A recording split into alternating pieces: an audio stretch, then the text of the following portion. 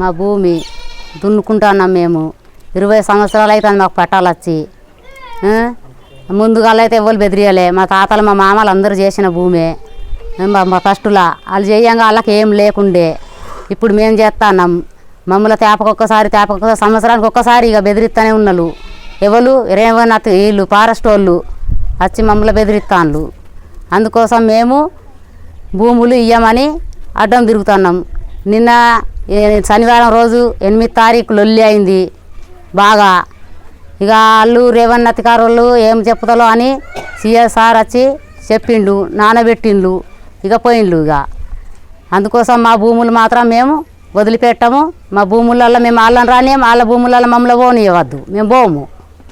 అందుకోసం మేము పోనని చెప్పినాం. మేమైతే చేయనియం భూములు, మా భూములలోనైతే రానియం.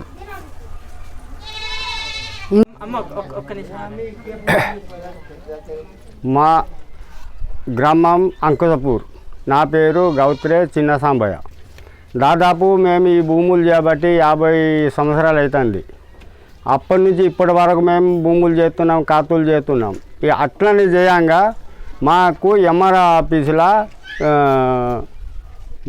2005లో పట్టాలు వచ్చినాయి. అది మన కాంగ్రెస్ ప్రభు అమ్మయంలో మాకు పట్టాలు ఇచ్చిండ్రు. ఆ పట్టాలు ఇయ్యంగా రెవెన్యూ వాళ్ళు ఉండే, ఫారెస్ట్ వాళ్ళు ఉండే, పోలీసు వాళ్ళు ఉండే, మన ఎంఆర్ఓ మన ఈ ఎమ్మెల్యే ఉండే, మేము రైతులం ఉండే, అందరం ఉండంగా పట్టాలు ఇచ్చిండు. ఈ పట్టాలు చూపెడితే ఈ పట్టాలు ఎవరు ఇచ్చిండు మీకు, ఈ పట్టాలు దొంగ పట్టాలు అన్నారు. అంటే వాళ్ళు అందరు దొంగలు, వీళ్ళు మాత్రమే షావు. ఆ భూమి మేము ఆ మంచికి 5, 2, 3 ఎకరాల భూమి ఉన్నది. ఆ భూమి మీద మేము బీద రైతులం. మాకు అంత అప్పటి దానిలో చదువు అంతా లేకుండే, మాకు చదువు చక్కగా రావు. ఆ భూమి మీదనే బతుకుడు. ఆ భూమి పోతే మేము బతికి కూడా లాభం లేదు. ఆ భూమి ఉంటేనే మేము బతకాలి. ఆ భూమి మీద మా పిల్లగాళ్ళ మా ఆధారాలు ఉన్నాయి. కాబట్టి దయచేసి అందరికీ కూడా చెప్తున్నాం, మేము దండం పెట్టి కాలు మొక్కి కూడా చెప్తున్నాం, ఈ భూమి వదిలిపెట్టే సమస్యే లేదు. ఈ భూమి వదిలిపెట్టాలంటే మా పానం పోయినట్టే. ఈ భూమి మీదనే మా బతుకు ఉన్నది. అది. నమస్కారం అండి. మాది కుమ్రంభీం డిస్టిక్, కాకినాడ మండలం, అంకుశపూర్ విలేజ్. మాకు ఇక్కడ పొడి భూముల సమస్య ఫారెస్ట్ వాళ్ళు బాగా ఇబ్బంది పెడుతున్నారు. ఇక్కడ ఉన్నటువంటి 145 సర్వే నెంబర్లో మా తాతల నుంచి సాగు చేస్తున్నారు. మా తాతల దగ్గర నుంచి పోయి మా నాన్న దగ్గర నుంచి మా వరకు వచ్చింది. అయినప్పటికీ ఫారెస్ట్ అధికారులు వాళ్ళ జులుంతోనే రైతులపై తిరగబడుతున్నారు. ఆ భూమి మాదని లాక్కోవడానికి ప్రయత్నిస్తున్నారు. కానీ మాకు ఇక్కడ వచ్చేసి రేణి పట్ట ఇష్యూ చేయడం జరిగింది. రేణి పట్ట కూడా ఫ్రాడ్ అంటున్నారు. ఆ పట్టను కూడా క్యాన్సిల్ చేయాలని వాళ్ళు ప్రయత్నిస్తున్నారు.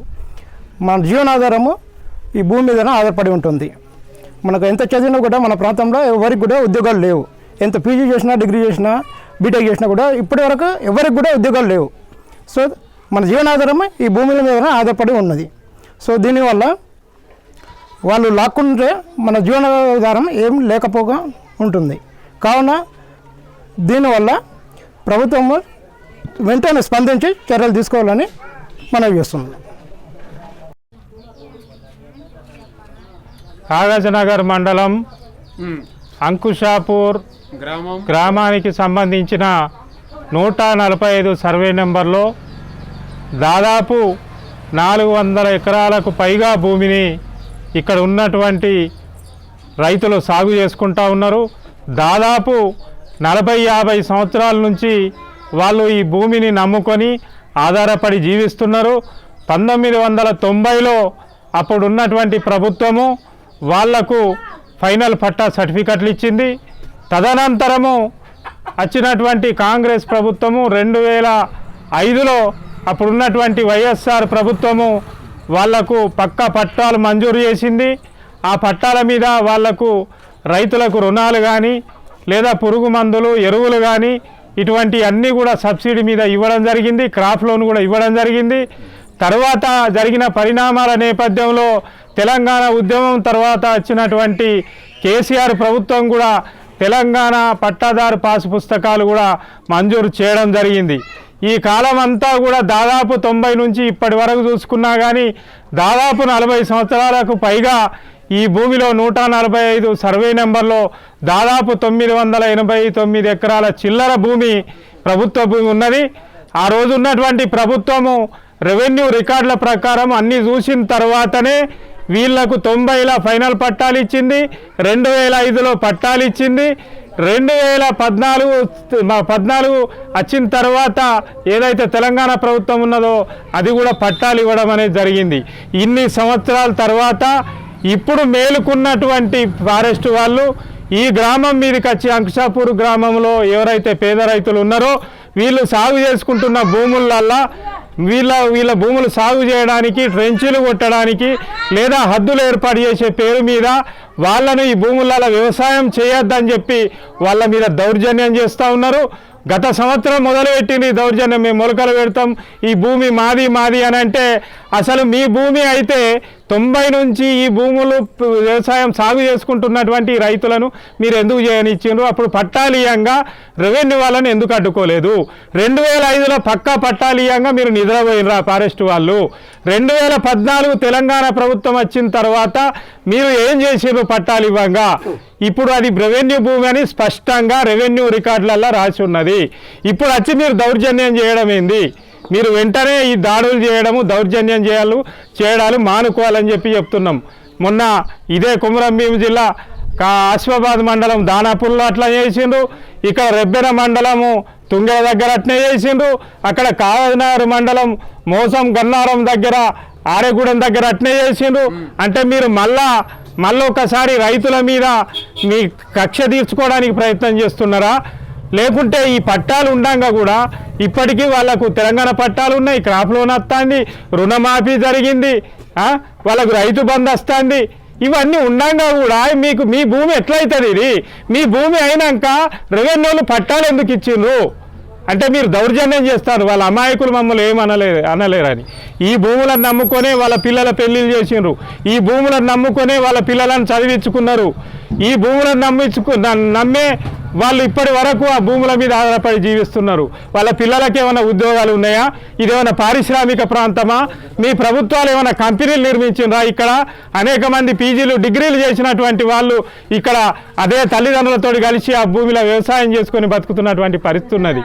కాబట్టి ప్రభుత్వం మొన్న ఇంద్రవెల్లి దగ్గర మన తెలంగాణ మంత్రి సీతక్క వచ్చినప్పుడు చాలామంది పోయి మొరబెట్టుకుంటే ఇంద్రవెల్లి జనజాతర సభల అప్పుడు ఆ రెవెన్యూ మన ఫారెస్ట్ వాళ్ళను ఆమె హెచ్చరించడం జరిగింది. మీరు పోడు భూములు చేసుకునేటువంటి రైతుల జోలికి మీరు వెళ్ళకండి, మీరు వాళ్ళను వేధించకండి, అట్లా పోతే నేను చూస్తూ ఊరుకోను, మంచి పద్ధతి కాదు అని హెచ్చరించిపోయింది. పోయిన తర్వాత కూడా మళ్ళీ ఈ రకంగానే చేస్తాను అంటే మీది ప్రత్యేకంగా మీకు ఏమన్నా ఉన్నదా? అంటే ప్రభుత్వం చెప్తే కూడా వినరా? మీరు రెవెన్యూ రికార్డులు కూడా చూడరా? ఒకవేళ మీ ఫారెస్ట్ వాళ్ళకు మీకు ప్రభుత్వం కనుక ఇచ్చుంటే మీకు గెజిట్ నోటిఫికేషన్ ఉంటుంది కదా, కేంద్ర ప్రభుత్వం నుంచి మీ ఫారెస్ట్ పెంచుకోవడానికి మంజూరు చేసిన గెజిట్ నోటిఫికేషన్ ఏమన్నా ఉన్నదా? మరి రేపు రమ్మన్నారు కదా, మా వాళ్ళు వస్తారు, అక్కడ మీ గెజిట్ నోటిఫికేషన్ పట్టుకరండి. మా వాళ్ళ దగ్గర 90లు ఇచ్చినటువంటి కాగితాల నుంచి మొదలు పెట్టుకొని ఈరోజు ధరణిలో కొడితే 1B లాంటిది కూడా చూపిస్తుంది. ఇవన్నీ కూడా రెవెన్యూ అధికారం ముంగట పెట్టుంది. కానీ అనవసరంగా మీరు రైతులను రెచ్చగొట్టి వాళ్ళు బతుకుతున్నటువంటి వాళ్ళ జీవనాధారాన్ని మేము ధ్వంసం చేస్తాం, ఇక్కడ అడవులు పెంచుతామని అంటే మీ ప్రభుత్వాలు, మీ ఫారెస్ట్ వాళ్ళు అనేక డ్యాములకు, రోడ్లకు, పెద్ద పెద్ద ప్రాజెక్టులకు, ఓపెన్ కాస్ట్లకు బొగ్గు తీయడానికి ఎన్ని లక్షల హెక్టార్ల భూమి, మీ అటవీ భూమి నాశనం అయిపోతుంది. అంటే అది జాతీయ సంపద. మరి ప్రజలు జాతీయ సంపద కాదా? రైతులు పండిస్తేనే మీ నోట్లకు 4 మెతుకులు పోతున్నాయి కదా. అంటే రైతులు మీకు మనుషులు లెక్క కనబడరా? వ్యవసాయం చేసేటోళ్ళు కనబడరా? ఈ రకంగా మీరు గనక చేస్తే మేము అఖిల భారత రైతు కూలీ సంఘం సిపిఐఎంఎల్ న్యూ డెమోక్రసీ తరఫున మేము పూర్తిగా వీళ్ళకు మద్దతుగా నిలబడతాం. మీరు ఈ పద్ధతులు మానుకోవాలి. వాళ్ళకు పాస్బుక్లు ఉన్నాయి, పట్టా పాస్బుక్లు ఉన్నాయి, ఇవన్నీ ఉన్నాయి, వీళ్ళ జోలికచ్చుడు మానుకొని